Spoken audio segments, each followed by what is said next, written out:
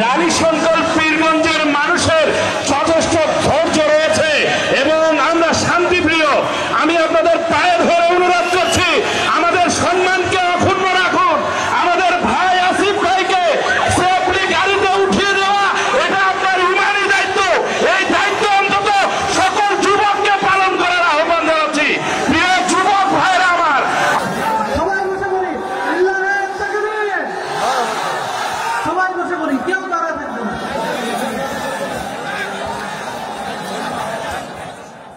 Volunteers কোথায়? Volunteers, দায়িত্বশীল যারা, এটা তো চাপাচাপি হয়ে যাচ্ছে। আমি জানি আপনারা পেছনে কিছু জায়গা ফাঁকা রেখেছেন, এর কারণটা আমি জানি, কারণ আপনার পেছনে গেলে আমাকে দেখতে পারবেন না, তাই আপনার ডানে দাঁড়িয়েছেন, আমি বুঝতে পারছি। কিন্তু এভাবে যে ধাক্কা খেয়ে পড়ছেন, হুমড়ি খেয়ে পড়ছেন, এটা আমার ওয়াজের বিশৃঙ্খলা হচ্ছে। এই যে ওকে ধাক্কা দিও না ভাই, আমার যুবকদেরকে ধাক্কা দেওয়া যাবে না, ভালোবাসতে হবে, ধাক্কা দিও না। ডানে যারা আছেন একটু চেপে গেলে ভালো হবে, একটু ডানে চেপে গেলে ভালো হবে। আব্বাজান, মুরব্বী বসে, মুরব্বী বসে বসে বসে বসে। আমার প্রিয় ঠাকুরগাঁওবাসী, আমার প্রিয় রানীশঙ্করবাসী, আমি সবাইকে আবদার রাখবো আমি যেন আর কোনো সাউন্ড না পাই। আধা ঘন্টা বসে আমার মাইন্ড স্ট্রাইক করেছে, আমার একটু অধৈর্য লাগছে। আমি চাই অধৈর্য নই, আমি চাই আমরা সবাই ধৈর্যশীল হয়ে শেষ পর্যন্ত আলোচনা শুনতে। আর তার জন্য প্রয়োজন পিন পতন নীরবতা।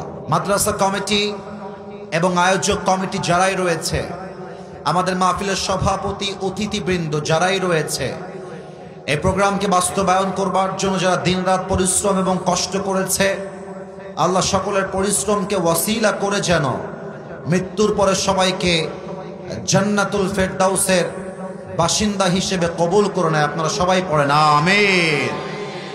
আমি দেখতে পাচ্ছি অনেকে আওয়াজ করছো, কেউ কেউ গল্প করছো, এটা কিন্তু ঠিক না। দেখো এখানে অনেক দেখতেই পাচ্ছ, অনেক কলিজার টুকরা মিডিয়ার ভাইয়ারা রেকর্ড করছে। আমি যদি একটা ধমক দিয়ে ফেলি রাগের মাথায়, মানুষ তো রাগের মাথাটা বাজে কথা বলে ফেললাম, বললাম এই ছেলে বেয়াদব, এরকম একটা কথা বলে ধমক দিলাম, তো ওরা আপলোড দিবে কি হিসেবে? ঠাকুরগাঁও মাহফিলে আসিফ হুজুরের বেয়াদবি চলছে, মারামারি চলছে।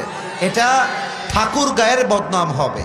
ঠাকুরগাঁওটা জাস্ট একটা জেলা নয়, এটা রংপুরের একটা জেলা।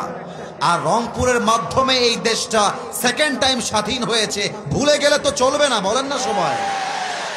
এটা হচ্ছে সেই মাটি। অতএব আমরা কোনো বেয়াদবি চাই না, আদবের সাথে ভালোবাসার সাথে কথা বলতে চাই। কথা শুরু করা যাক। ঠাকুরগাঁওবাসী কেমন আছেন আপনারা সবাই? মাশাআল্লাহ। আমি সবাইকে শুকরিয়া জানাচ্ছি আজকে এই প্রোগ্রামটাকে এত সুন্দরভাবে অ্যারেঞ্জ করবার জন্য। আজকের এই মাহফিল আমার বড্ড অবাক লেগেছে। আজকে আমাদের মাহফিলে যেমন রয়েছে বিএনপি নেতা, আমাদের মাহফিলে তেমন রয়েছে জামাত ইসলামের নেতা।